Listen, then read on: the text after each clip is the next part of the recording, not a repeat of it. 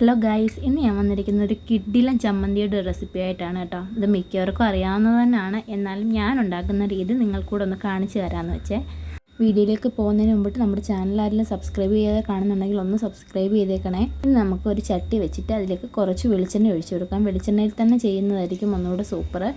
ഇനി എണ്ണ ഒന്ന് ചൂടായതിന് ശേഷം അതിലേക്ക് കുറച്ച് പിഴുപുളിയും 5-6 കഷ്ണം വെളുത്തുള്ളിയും കുറച്ച് ചുവന്നുള്ളിയും കൂടി ചേർത്ത് നല്ലപോലെ ഒന്ന് വഴറ്റിയെടുക്കാമേ.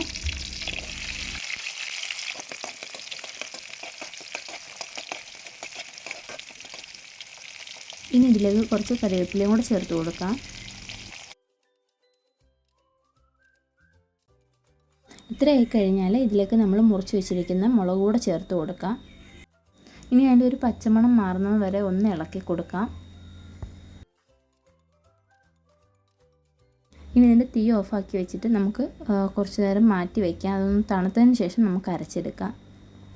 അപ്പോൾ ഇതിൻ്റെ ചൂടൊക്കെ പോയിട്ടുണ്ട്. ഞാനൊരു മിക്സിയുടെ ജാറിലേക്ക് ഇത് മാറ്റി പിന്നെ ആവശ്യത്തിന് ഉപ്പുകൂടിയിട്ട് കൊടുത്ത് നല്ലപോലെ അരച്ചെടുത്തിട്ടുണ്ട്. അപ്പോൾ നമ്മുടെ ചമ്മന്തി ഇവിടെ റെഡി ആയിട്ടുണ്ട്. എല്ലാവരും ഒന്ന് ട്രൈ ചെയ്യണം.